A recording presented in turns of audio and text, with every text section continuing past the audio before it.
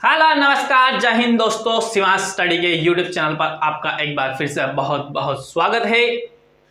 भारतीय संविधान की सीरीज चल रही है और उसी भारतीय संविधान की सीरीज में अपने पहले पढ़ चुके हैं भारतीय संविधान का भाग एक पढ़ चुके हैं, जिसमें अपने ने पढ़ा था कि भारत और उसके राज्य क्षेत्र के बारे में। भाग 2 में अपने पढ़ा था भारतीय नागरिकता के संबंध में अपने पढ़ा था।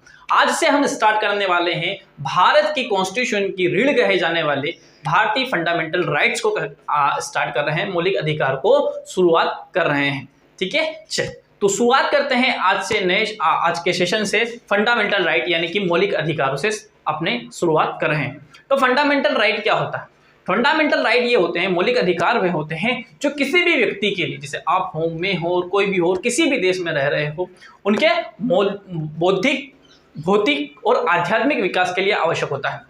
उसके अलावा आपको बता दें कि मौलिक अधिकारों की जरूरत इसलिए पड़ी थी क्योंकि स्टार्टिंग में जब राजा महाराजाओं का शासन चलता था तो वो अपने हिसाब से सजाएं देने का काम करते थे या फिर अपने हिसाब से रूल रेगुलेशन कराने का हिसाब से काम करते थे। लेकिन जब अब लोकतंत्र की बात आई तो लोकतंत्र में ये स्टार्ट किया गया कि कुछ न कुछ लोगों के भी क्या होने चाहिए, फंडामेंटल राइट होने चाहिए, कुछ न कुछ लोगों के पास में मौलिक अधिकार होने चाहिए।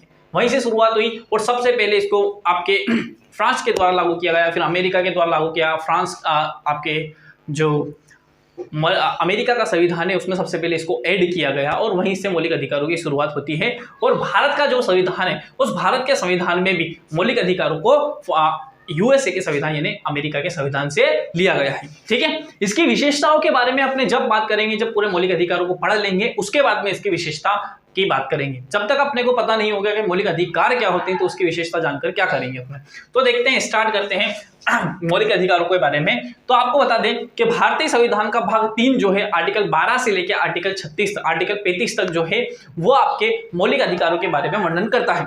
आर्टिकल 12 से स्टार्ट होता है और आर्टिकल 35 तक जाता है। लेकिन मेन अगर देखें, फंडामेंटल राइट देखें तो आर्टिकल 14 से स्टार्ट होते हैं और आर्टिकल कहां तक जाते हैं, आपके आर्टिकल 35 तक जाते हैं। अब आपको यह बता दें कि जो मौलिक अधिकार देखे गए हैं उसमें अलग अलग प्रकार के आपको अधिकार दिए गए, जिसमें सबसे पहला अधिकार दे रखा है आपको समानता का अधिकार, यानी जो आपको इक्वलिटी का जो राइट दे रखा है, सबके लिए समानता का जो अधिकार दे रखा है उस अधिकार की बात कही गई है। उससे पहले 2 चीज दिया गया है, आर्टिकल 12 और आर्टिकल 13। इन दोनों में क्या दिया हुआ है? तो आर्टिकल 12 आपको बता दिया है राज्य की परिभाषा। अगर आपने जो पूरा फंडामेंटल राइट पढ़ेंगे, मौलिक अधिकारों को पढ़ेंगे, तो वहां पर जगह जगह प्रयोग किया जाएगा राज्य का कि राज्य ये नहीं करेगा या राज्य ये करेगा, राज्य को ये करने की आजादी होगी, ये करने की आजादी नहीं होगी। तो राज्य यानी कि क्या, जैसे अपने अभी नॉर्मल अगर राज्य जानते हैं तो राज्य यानी स्टेट जानते हैं, लेकिन ये कौन सा स्टेट है, ये वाला कौन सा राज्य है, यहाँ पे अपने बात करेंगे। तो राज्य किसे कहा जाता है? सबसे पहली बात तो यही हो जाती है, राज्य की क्या परिभाषा है। तो राज्य किसे कहा जाता है? किसी भी व्यक्ति या संस्थान के अंदर कोई भी अगर उनकी एक प्रॉपर एरिया है, मान लो कोई भी एरिया, जैसे मध्य प्रदेश सरकार के संबंध में बात करें या उत्तर प्रदेश सरकार के संबंध में बात करें या किसी भी सिटी के बारे में बात करें, तो ये उसका एक प्रॉपर एरिया होना चाहिए, कुछ भी एक एरिया होना चाहिए, निश्चित एरिया होना चाहिए। उस निश्चित एरिया के अंदर कुछ लोग निवास कर रहे होने चाहिए, मतलब वहां पे कोई जनसंख्या निवास करनी होनी चाहिए, मतलब नागरिक वहां पे निवास करने होने चाहिए।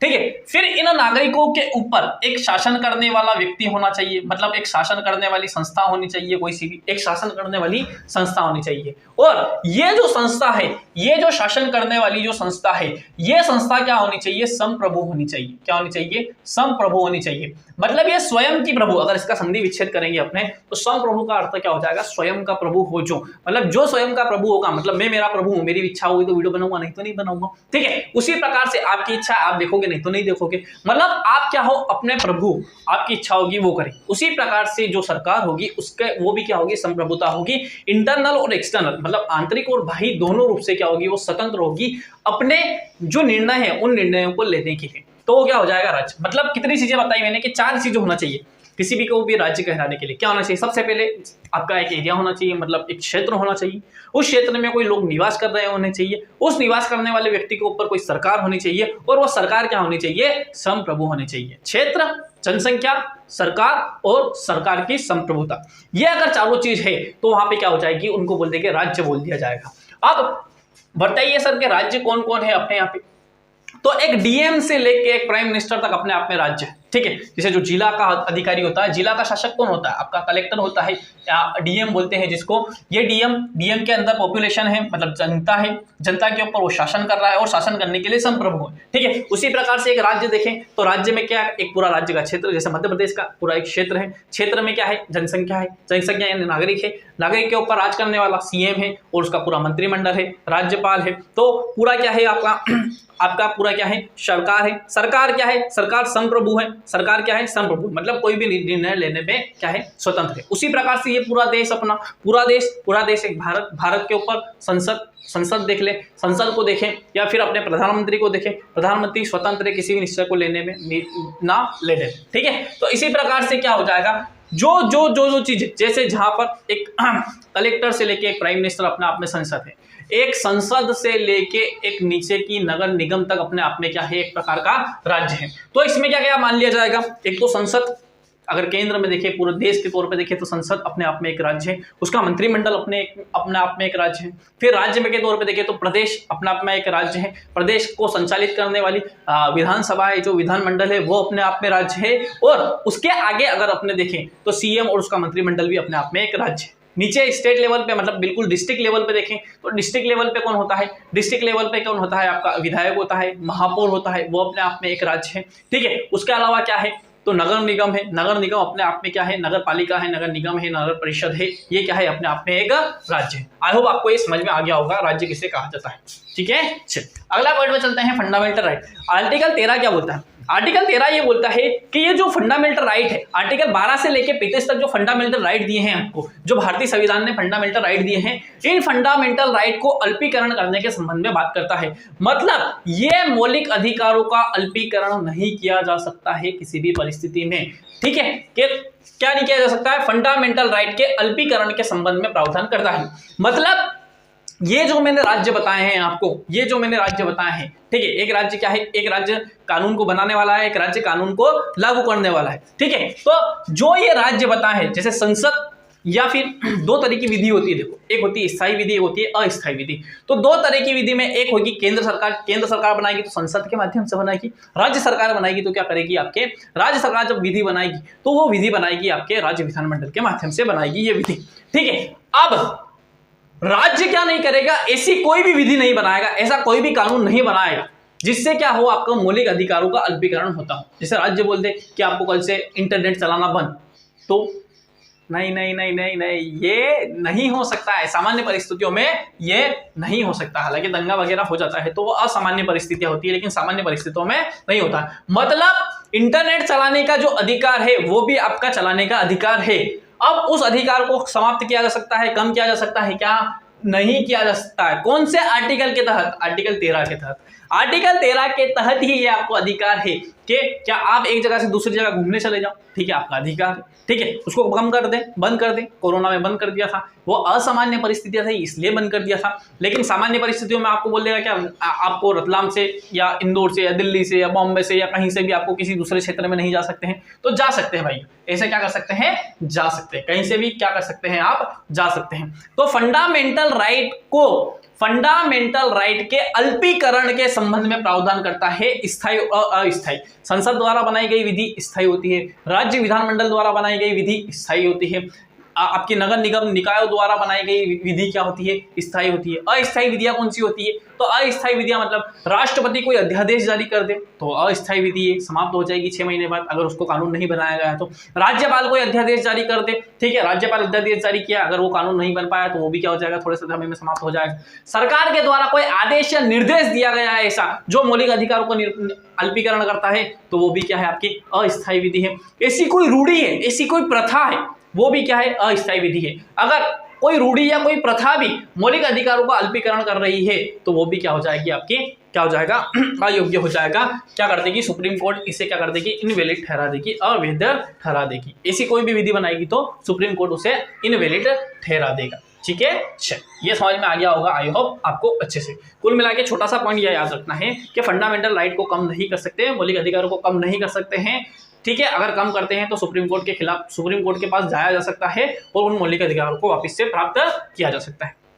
आर्टिकल 14 क्या बोलता है? आर्टिकल 14 से स्टार्ट होते हैं मेन आपके क्या होता है समानता का अधिकार चालू होता है आर्टिकल 14 से। तो समानता का अधिकार जो चलेगा आर्टिकल 14, 15, 16, 17, 18, मतलब जो 5 अधिकार हैं वो आपके समानता के अधिकार है। उन 5 अधिकारों में देखें, उसके बाद में स्वतंत्रता का आ जाएगा, आगे शोषण के विरुद्ध आ जाएगा, फिर धार्मिक स्वतंत्रता का आ जाएगा, संपत्ति का आ जाएगा और बहुत सारे आपके आर्टिकल आ जाएंगे। तो सबसे पहले आपने देख रहे हैं समानता का अधिकार। क्या स्टार्ट होता है यहाँ से? आर्टिकल 14 से स्टार्ट होता है आपका समानता का अधिकार। क्या स्टार्ट होता है?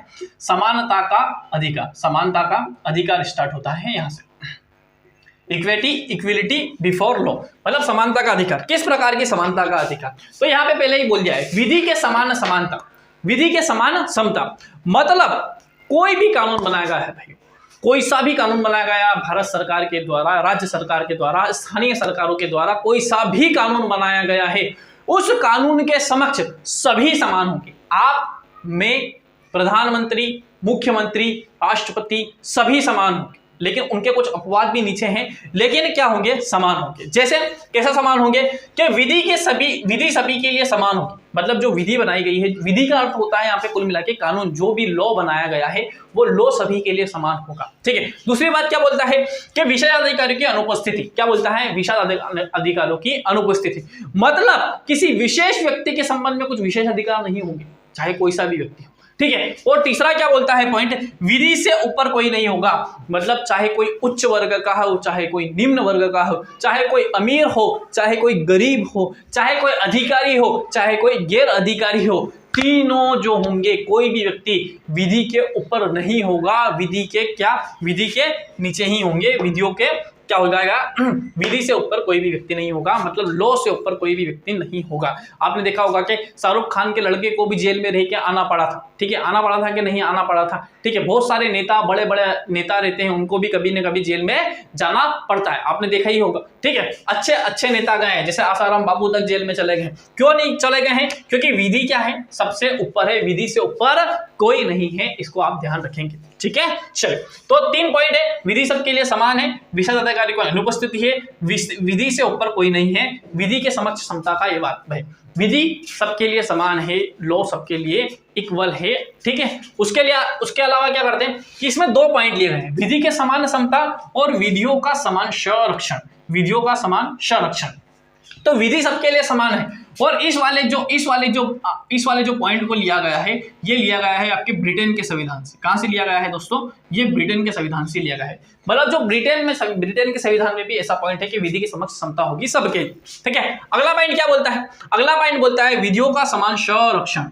विधियों का, जो विधियां बना ली गई है, जो कानून बना लिया गया है, उनका समान रूप से संरक्षण किया जाएगा। आगे क्या बोलता है ये पॉइंट? समान परिस्थिति में समान के लिए समान व्यवहार किया जाएगा। मतलब क्या बोलता है दोस्तों?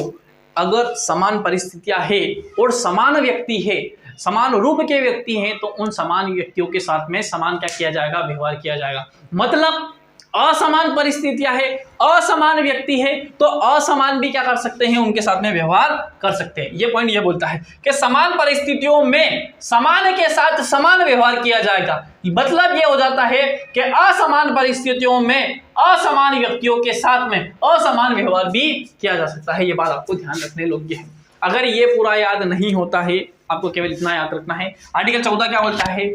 आर्टिकल 14 बोलता है समानता का अधिकार। समानता में अधिकार में भी क्या बोलता है? विधि के समक्ष समता, यानी कानून सबके लिए समान होगा और विधियों का समान संरक्षण, विधियों का समान संरक्षण किया जाएगा। अगर विधि किसका संरक्षण कर रही है तो सभी का एक जैसे करेगी, अन्यथा नहीं करेगी, ऐसा बोल रहा है ये आपका। ठीक है, इसको कहां से लिया गया है सर पॉइंट को? तो इसको पॉइंट लिया गया है यूएसए के संविधान से। इसको लिया गया है यूएसए के संविधान से, इस पॉइंट को लिया गया है। और इस वाले पॉइंट को जो लिया गया है वो आपके ब्रिटेन के संविधान से लिया गया है।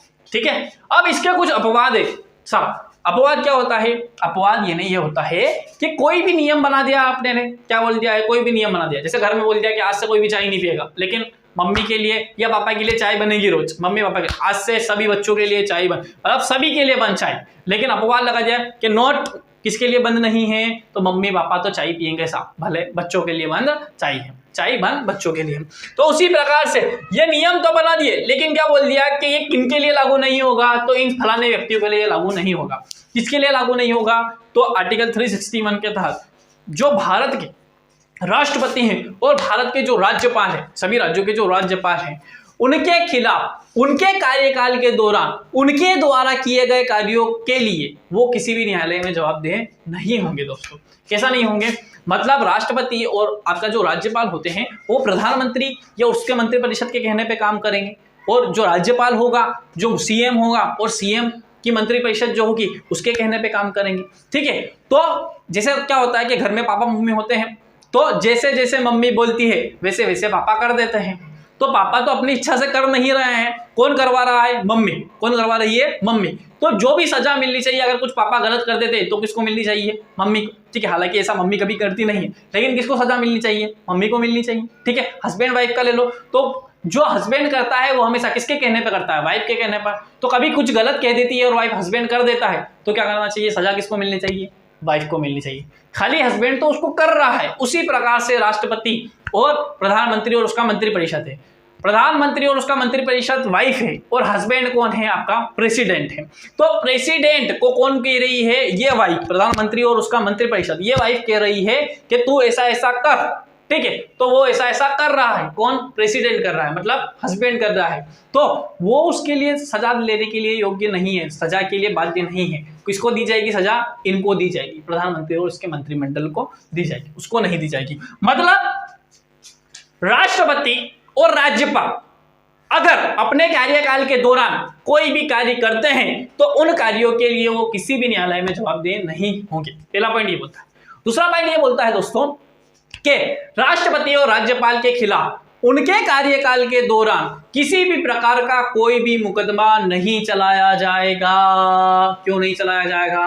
क्योंकि उनका क्षमादान का अधिकार है। आर्टिकल 71, उधर आर्टिकल 162, ये क्या कर लेंगे? स्वयं को क्षमा कर लेंगे, क्षमा कर देंगे, क्षमा कर देंगे। इधर बोलता है 72 और उधर 161। राष्ट्रपति के पास में अधिकार है क्षमादान की शक्तियां। अगर राष्ट्रपति को कोई सजा दे भी दी तो आर्टिकल 72 का प्रयोग करेगा, स्वयं को क्षमा कर लेगा। राज्यपाल के खिलाफ पास में आर्टिकल 161 के तहत क्षमादान की शक्तियां, राज्यपाल को कोई सजा दी तो 161 का प्रयोग करके स्वयं को क्षमा कर लेगा। इसलिए इनके कार्यकाल के दौरान, राष्ट्रपति और राज्यपाल के कार्यकाल के दौरान क्या किया गया है? इनको किसी भी प्रकार के न्यायालय में किसी भी प्रकार का कोई भी मुकदमा नहीं चलाया जाएगा। दूसरा पॉइंट। तीसरा पॉइंट क्या बोलता है? तीसरा पॉइंट ये बोलता है दोस्तों कि जब राष्ट्रपति और राज्यपाल उनके निजी कृत्य के लिए, किसके लिए? निजी कृत्य के लिए, मतलब स्वयं का कोई मैटर है और वो दीवानी मामला है। दीवानी मामला यानी जैसे दीवानी मामला क्या हो जाएगा? जमीन और उससे जमीन से रिलेटेड कोई मामला हो गया, धन से रिलेटेड कोई मामला हो गया, ऐसे कोई मामले हैं। तो ऐसे मामलों में क्या किया जाएगा?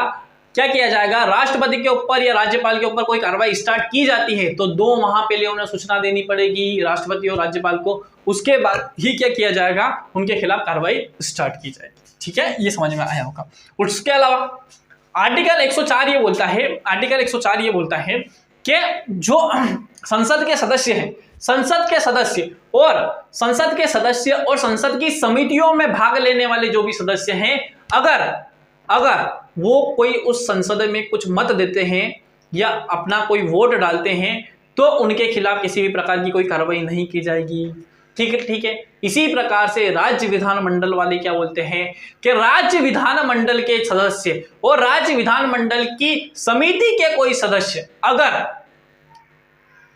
राज्य विधानमंडल में या उसकी समिति में किसी भी प्रकार का अपना कोई मत देते हैं या कोई वोट डालते हैं तो उनके खिलाफ कोई भी कार्रवाई नहीं की जाएगी। ठीक है। अगला पॉइंट क्या बोलता है? अगला पॉइंट ये बोलता है, अगर आपको ये याद होते हैं तो ठीक है, याद कर लोगे तो थोड़ा अच्छा रहेगा, क्योंकि डीप में अगर आपसे एग्जाम में पूछेगा तो फिर आप फंस जाओगे। ठीक है, ये क्योंकि अपवाद से अधिकतर क्वेश्चन आ जाते हैं। ठीक है। अगला पॉइंट क्या बोलता है? विदेशी जो भी संप्रभु शासक आए हुए हैं यहाँ पे भारत में आए हैं, जैसे मान लो जो बाइडेन आया है, डोनाल्ड ट्रंप आया है, उससे कोई केस हो गया, नॉर्मली ऐसा नहीं होता है, तो उनके खिलाफ भी कोई कार्रवाई नहीं की जाएगी। ठीक है, वो भी क्या रहेंगे? इससे उन्मुक्ति रहेगी उनके पास में। उसके अलावा यूएनओ, यूनाइटेड नेशन ऑर्गेनाइजेशन से कोई एजेंसी के कोई सदस्य हैं या कोई एजेंसी आई हुई है भारत में, तो वो भी क्या रहेगी? इससे मुक्त रहेगी। ठीक है, ये आर्टिकल 14। अगर इनको बिल्कुल संक्षिप्त में देखा जाए तो बोलता है विधियों के समक्ष समता और विधियों का समान संरक्षण, उसके कुछ अपवाद हैं, बाकी खत्म हो जाता है। ठीक है। आर्टिकल 15 क्या बोलता है? आर्टिकल 15 ये बोलता है कि जो राज्य है, देखो हर जगह मैंने बोला था आपको कि राज्य शब्द का प्रयोग होगा, तो राज्य जब तक आपको समझ में नहीं आएगा तब तक आपके कोई भी पल्ले नहीं पड़ेगा, पूरा आपके फंडामेंटल रहे। तो आपको राज्य यानी समझना है कि राज्य यानी क्या क्या बोलना चाह रहा है वो। तो राज्य क्या बोल रहा है कि राज्य केवल केवल किसके खिलाफ, आप सबसे पहले ध्यान देना, एक तो उसने केवल बोल दिया है, धर्म, मूलवंश, जाति, लिंग और जन्म स्थान के आधार पर भेदभाव नहीं करेगा। राज्य को बोला है कि राज्य क्या नहीं करेगा, इन 5 आधारों पर भेदभाव नहीं करेगा। ना तो जन्म के स्थान के आधार पर, सबसे पहला धर्म के आधार पर, हिंदू, मुस्लिम, सिख, ईसाई, ठीक है, इनके आधार पर भेदभाव नहीं करेगा। मूल वंश के आधार पर भेदभाव नहीं करेगा। जाति के आधार पर भेदभाव नहीं करेगा, तू यादव, मैं मिश्रा, वो फलाना, ये ढिकलाना, तो उसके आधार पर नहीं करेगा। लिंग के आधार पर पुरुष, महिला, ट्रांसजेंडर, ऐसा कोई भेदभाव नहीं करेगा। और जन्म के स्थान के आधार पर, जन्म स्थान के आधार पर भी क्या नहीं किया जाएगा, भेदभाव नहीं किया जाएगा राज्य के द्वारा, ठीक है, राज्य के द्वारा भेदभाव नहीं किया जाएगा, ठीक है। कहां पर भेदभाव नहीं किया जाएगा, तो जैसे आप जाते हैं, दूसरा पॉइंट और देखता हूं, दूसरा पॉइंट क्या बोलता है, राज्य एवं व्यक्ति दोनों, राज्य एवं व्यक्ति दोनों, राज्य एवं व्यक्ति दोनों, यहां पे केवल बोला था राज्य और यहां पे बोल दिया राज्य और व्यक्ति दोनों, ठीक है। तो राज्य और व्यक्ति, किसी भी व्यक्ति को इन 5 आधारों पर, इन 5 आधारों पर, कौन कौन से, धर्म, जाति, मूलवंश, लिंग और जन्म स्थान के आधार पर किसी भी जगह, जैसे सार्वजनिक भोजनालयों में आने से रोक नहीं सकते हैं, ठीक है। फिर कोई जो सार्वजनिक स्थान है वहां पर आने से नहीं रोक सकते हैं, ठीक है। कोई सिनेमा घर है वहां पर आने से नहीं रोक सकते हैं, ठीक है। फिर कुआं, तालाब, सार्वजनिक स्थान में प्रवेश अंशतः या पूर्णतः राज्य द्वारा संचालित कोई संस्थान है उनमें आने से उनको नहीं रोका जा सकता है। दूसरा पॉइंट यह बोलता है, ठीक है। इसके भी कुछ अपवाद दे दिए हैं, इसके भी कुछ अपवाद दे दिए हैं। जैसे क्या अपवाद दे दिया है कि बच्चों और स्त्रियों के लिए कुछ विशेष सुविधा कर देती है सरकार। क्या कर देती है, बच्चों और स्त्रियों के लिए कुछ विशेष सुविधा दे देती है सरकार। क्या बोल देती है कि बच्चों के लिए कुछ स्पेसिफिक विशेष सुविधा दे रही है। महिलाओं को क्या दिया जा रहा है, महिलाओं को चुनाव में आरक्षण दिया जा रहा है, कितना परसेंट, 33%। कहां पर, स्थानीय निकाय चुनाव में आरक्षण दिया जा रहा है। महिलाओं की शिक्षा के लिए कुछ विशेष प्रावधान कर लेती है सरकारें, ठीक है। महिलाओं के लिए कुछ विशेष योजनाएं ला देती है। तो ये कहीं लिंग के आधार पर भेदभाव हो गया, तो ऐसा कर सकती है उनके उत्थान के लिए, कहीं के लिए, उनके उत्थान के लिए, क्योंकि महिलाओं पर एक लंबे समय तक बहुत ज्यादा शोषण हुआ है और उनको नीचे दबा के रखा गया है। तो ये क्या करने वाला है, वापस सरकार क्या कर रही है, उनको वापस जो है पुरुषों के बराबर खड़ा करने की कोशिश है, ये उनको कुछ विशेष सुविधा देके, ठीक है। फिर क्या बोला गया है, एसटी, एससी और ओबीसी, एसटी, एससी और ओबीसी को क्या कर दिया गया है, शैक्षणिक संस्थानों में आरक्षण की बात कही गई है। इनको भी इसलिए कही गई है क्योंकि ये व्यक्ति भी कुछ पिछड़ गए हैं, शिक्षा के लिए कुछ पिछड़ गए हैं ये व्यक्ति, तो इनको भी एसटी यानी शेड्यूल ट्राइब, शेड्यूल कास्ट और ओबीसी अदर बैकवर्ड क्लासेस को क्या कर दिया गया है, शैक्षणिक संस्थानों में प्रवेश के संबंध में कुछ आरक्षण दिया जाएगा। जैसे एससी को 15% आरक्षण, एसटी को 7% आरक्षण, उसके अलावा ओबीसी को 27% आरक्षण देने की बात कर दी गई है। कहां पर, ये वाला जो आरक्षण है, ये वाला जो आरक्षण है दोस्तों, ये वाला जो आरक्षण है, ये जो आरक्षण है शैक्षणिक संस्थाओं के संबंध में।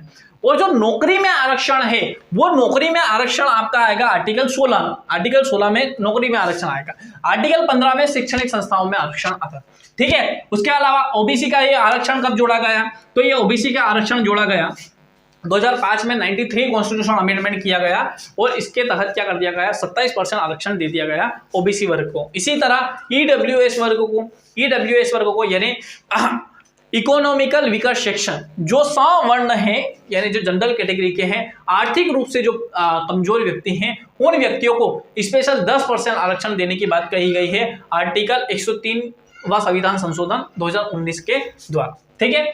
इसमें क्या बोला है, सुप्रीम कोर्ट ने कुछ बोल दिया इस संबंध में सुप्रीम कोर्ट ने ये बोला कि आप क्रीमी लेयर का ध्यान रखेंगे, मलाईदार परत का ध्यान रखेंगे। मतलब क्या करेंगे, जो ओबीसी को जो आरक्षण दिया जा रहा है, इस ओबीसी के आरक्षण में जब सरकारें ओबीसी वर्ग को आरक्षण देगी तो इस आरक्षण में आप क्रीमी लेयर के प्रावधानों का ध्यान में रखेंगे। क्रीमी लेयर क्या होती है, तो क्रीमी लेयर ये होती है भाई साहब कि कुछ विशेष लोगों को आरक्षण दिया जाएगा ओबीसी वर्ग में और कुछ विशेष लोगों को आरक्षण नहीं दिया जाएगा। जैसे क्या, जैसे सबसे पहला पॉइंट बोल दिया है कि केंद्र सरकार की और राज्य सरकार की ए और बी क्लास की नौकरियों में जो काम कर रहे हैं अधिकारी हैं, उन व्यक्तियों को क्या नहीं जाएगा, क्रीमी लेयर ओबीसी का आरक्षण का फायदा नहीं दिया जाएगा।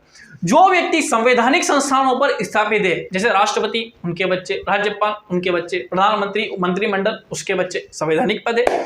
जो यूपीएससी वगैरह निकाल के आए हुए हैं व्यक्ति, जैसे राष्ट्रपति, आपके कलेक्टर हैं, डीएम है, एसडीएम है, ठीक है, एसपी, ए क्लास, बी क्लास राज्य सरकारों की जॉब कर रहे हैं, तो उनको बच्चों को आरक्षण का फायदा नहीं दिया जाएगा। ठीक है, 2 पॉइंट ये हो गए।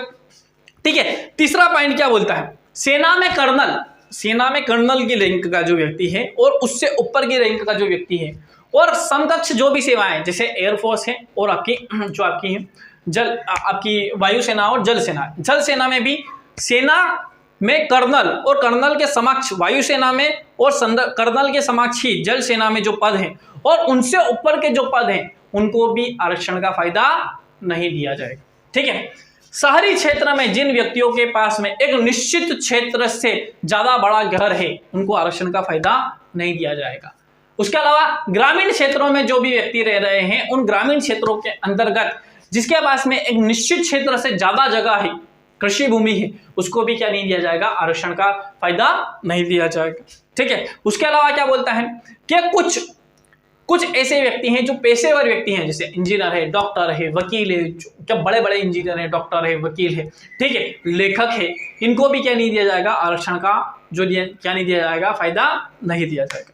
ठीक है, उसके अलावा किसको नहीं दिया जाएगा, तो जिस भी व्यक्ति की अंतिम संशोधन के अनुसार जिस भी व्यक्ति की 8 लाख या उससे अधिक आय है, 8 लाख या उससे अधिक आय है, वार्षिक आय है, तो उसके बच्चों को भी आरक्षण का फायदा नहीं दिया जाएगा। आई होप समझ में आ गया होगा आपको क्रीमी लेयर का मामला पूरा।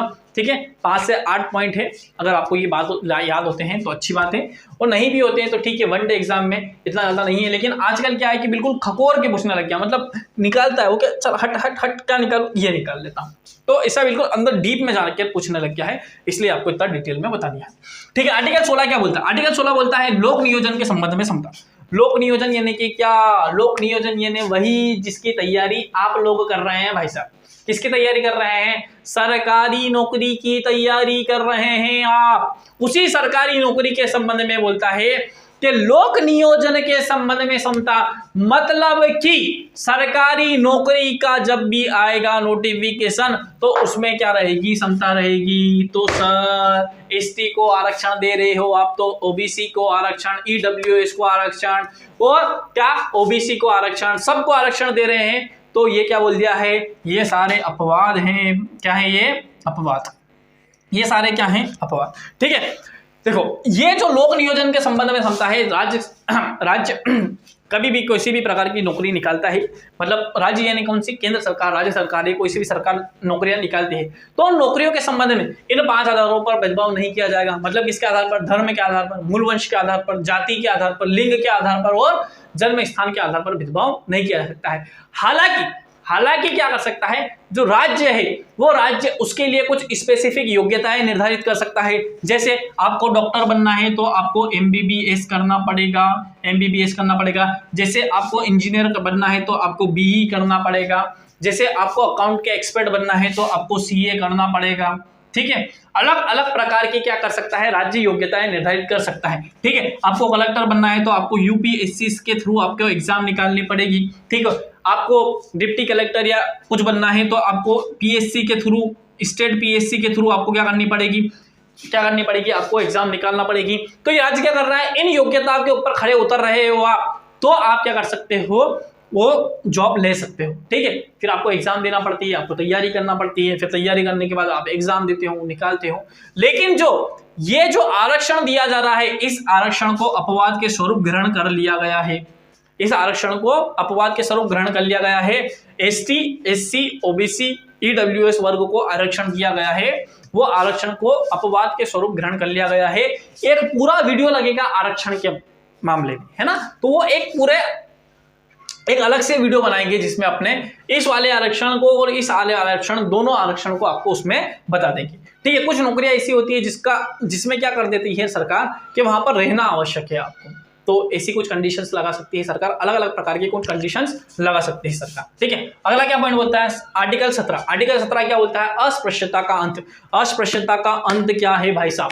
अस्पृश्यता शब्द को ना तो संविधान में कहीं पे स्पष्ट कर दिया गया है और न ही इसे अस्पृश्यता अधिकार अधिनियम 1955 जो संशोधित किया गया 1976 में, दोनों जगह इसको क्या नहीं किया गया है, इसको स्पष्ट नहीं किया गया है। लेकिन एक हाई कोर्ट का एक फैसला आया था, मैसूर हाई कोर्ट का एक फैसला था आई थिंक, जहां तक मुझे याद है। उस मैसूर हाई कोर्ट के फैसले में क्या बोला गया था कि इस अस्पृश्यता अधिकार, जो अस्पृश्यता शब्द है, इसका व्याकरणी अर्थ से परे इसका जो अर्थ है वो सामाजिक अर्थ जो ज्यादा पड़ता है। जैसे सामाजिक अर्थ कैसे कि पहले क्या होता था, कुछ जो निम्न जाति के लोग होते थे, उन निम्न जाति के लोगों को क्या नहीं करने दिया जाता था कि पूजा स्थलों में नहीं आने दिया जाता था। ठीक है, एक केस था जिसमें बिहार के सीएम वहां पे एक बड़े मंदिर में जाकर क्या कर लिया था उन्होंने, जो एसटी क्लास के थे उन्होंने क्या कर दिया था, वहां पे जाके पूजा कर दी थी। तो वहां के पुजारियों ने उनके जाने के बाद में पूरा मंदिर धोआ धोई कर दिया। आजकल देखेंगे तो हास्यास्पद दिखता है। तो कुछ इस प्रकार के जिसमें वो सीएम थे वहां के, ठीक है, तो इस प्रकार के कुछ भी इंसिडेंट हुए हैं तो इसको क्या कर दिया, अस्पृश्यता का अंत कर दिया है, छुआछूत का अंत कर दिया गया है। तो निम्न जाति का मेरे घर के सामने से नहीं निकलेगा, तू निम्न जाति का घोड़े पे चल के तेरी बारात, लड़के की बारात नहीं निकलेगी, तू निम्न जाति का है, महिला है, तो तेरे ऊपर स्तन कर लगाया जाएगा। अगर आपको स्तन को ढकना है, आपके स्तनों को, तो आपके ऊपर क्या देना पड़ेगा, टैक्स देना पड़ेगा। ये केरल की प्रथा थी, स्तन कर दिया जाता था।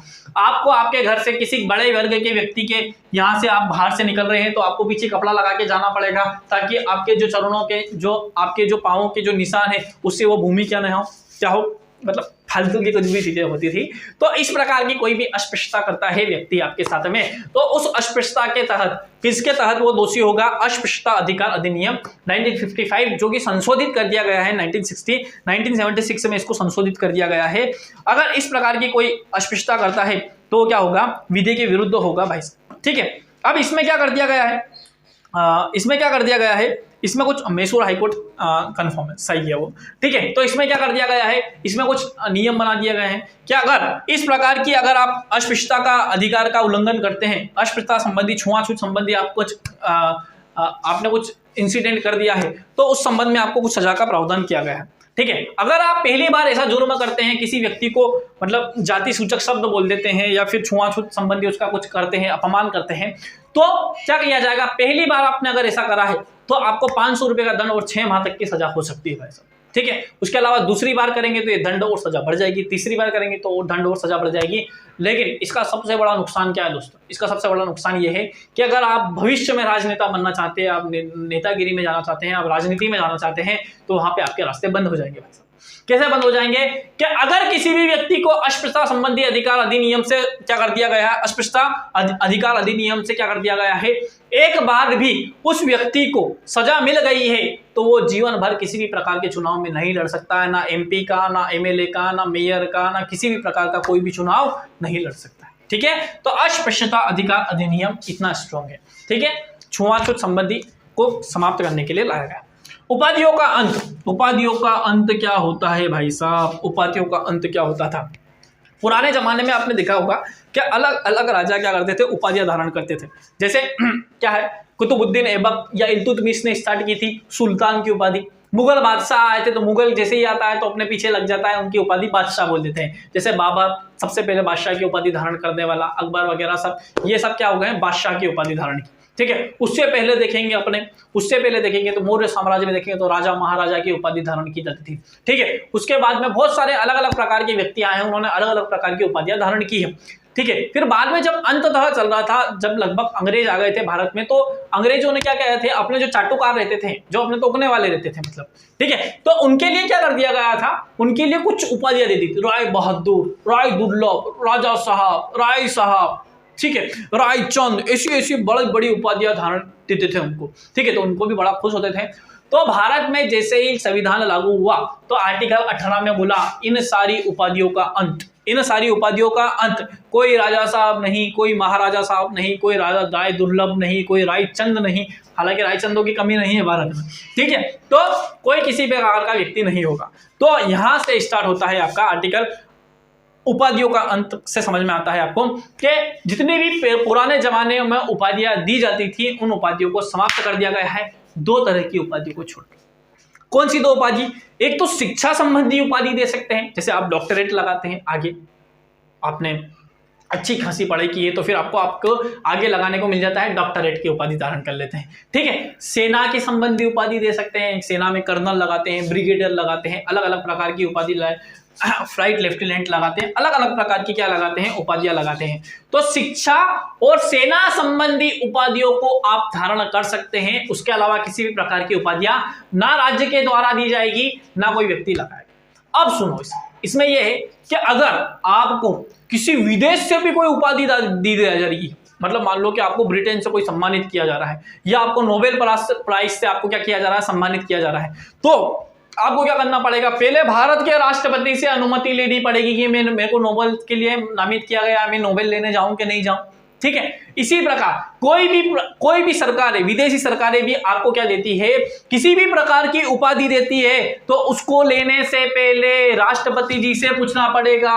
कि लें के नहीं ले। राष्ट्रपति जी से पहले आपको क्या करना पड़ेगा, पूछना पड़ेगा। ठीक है, उसके अलावा 1954 में क्या किया भारत सरकार ने, भारत के अंदर कुछ अच्छे काम कर रहे लोगों को सम्मानित करने के लिए उपाधि की जगह कुछ अवार्ड की घोषणा की। मतलब कुछ अवार्ड दिए जाएंगे, 1954 से घोषणा की गई, जिसमें पद्मश्री, पद्म भूषण, पद्म विभूषण और भारत रत्न सबसे ऊपर होता है इसमें भारत रत्न, फिर पद्म विभूषण, फिर पद्म भूषण और पद्मश्री, ये 4 प्रकार के अवार्ड की घोषणा की। बाद में सुप्रीम कोर्ट में गया भी था कि आर्टिकल 18 का उल्लंघन करता है, आपने बोला था उपाधियों का अंत, लेकिन सुप्रीम कोर्ट ने ये बोल दिया कि ये किसी भी प्रकार की उपाधियां नहीं है, और ना ही कोई व्यक्ति इन जो भी अवार्ड दिए जा रहे हैं उन अवार्ड को उपाधियों की तरह अपने आगे या पीछे यानी उपसर्ग और प्रत्यय की तरह लगाया था। जैसे सचिन तेंदुलकर को भारत रत्न मिला तो सचिन तेंदुलकर जी अलग हर जगह जाके चिल्लाएंगे नहीं कि मैं भारत रत्न सचिन तेंदुलकर, तो क्या कर देगा, चलो सुप्रीम कोर्ट बुलाएगा, चलो बहुत ज्यादा भारत रत्न वापस दो, ऐसा होगा। तो कोई भी व्यक्ति जिसको भारत रत्न, पद्मश्री, पद्म भूषण, पद्म विभूषण मिला है वो अपने नाम के आगे उपसर्ग एवं पीछे प्रत्यय के रूप में उस उपाधि को नहीं लगा सकता है। सुप्रीम कोर्ट ने इसको बोला कि ये वैलिड है। हालांकि 1954 से स्टार्ट हुआ था, 1977 में जब पहली गैर कांग्रेसी सरकार आई थी मोरारजी देसाई के नेतृत्व में, तो उन्होंने इसको समाप्त कर दिया था। और 1980 के दशक में वापस इंदिरा गांधी जी जब आई तो उन्होंने वापस इसको स्टार्ट किया, और 1980 से लेके अभी तक ये कंटिन्यू दिए जा रहे हैं। ठीक है, भारत रत्न, पद्मश्री, पद्म भूषण, पद्म विभूषण, ये सारे अवार्ड दिए जाते हैं। ये अवार्ड है, ना कि उपाधियां, इस बात को आप ध्यान रखना। ठीक है, इसी प्रकार से भारतीय संविधान के मौलिक अधिकारों का भाग 3 का जो पहला अधिकार है समानता का अधिकार, उस समानता के अधिकार को यहाँ पे अपने समाप्त करते हैं। समानता के अधिकार में अगर अपने पूरा मिनिमाइज करें अपने, तो पहला आर्टिकल 14 में आता है। अगर 12 से ही देखें तो 12 में राज्य की परिभाषा, 13 में मौलिक अधिकारों का अल्पीकरण नहीं हो सकता है, 14 बोलता है विधि के समक्ष समता, विधियों का समान संरक्षण, 15 बोलता है क्या बोलता है, 15 बोलता है कि क्या केवल किसी भी व्यक्ति को धर्म, जाति, मूलवंश, लिंग और जन्म स्थान के आधार पर भेदभाव नहीं किया जा सकता। आर्टिकल 16 बोलता है कि इन्हीं 5 आधारों पर लोक नियोजन के संबंध में क्या नहीं कर सकते हैं, असमानता नहीं किया जाएगा सरकार के द्वारा। आर्टिकल 17 बोलता है अस्पृश्यता का अंत, और आर्टिकल 18 बोलता है क्या बोलता है 18 उपाधियों का अंत। आर्टिकल 18 बोलता है उपाधियों का अंत। इस प्रकार इस समानता के अधिकार में 5 आर्टिकल आपको याद करना है, 14 से लेके 18 तक। ये दोनों आर्टिकल कुछ विशेष हैं, ठीक है, इनको विशेष ही रहने दीजिएगा। ठीक है, आई होप आज का पूरा सेशन आपको बहुत अच्छे से समझ में आया होगा, और ये आपकी जो एग्जाम की प्रिपरेशन है उसमें क्या लगा देगा, 4 चांद लगा देगा। आपके एग्जाम के हिसाब से बहुत अच्छा ज्यादा क्या होगा, इंपॉर्टेंट होगा। ठीक है, इसी के साथ में आज के लिए इतना ही। बहुत बहुत धन्यवाद, थैंक यू।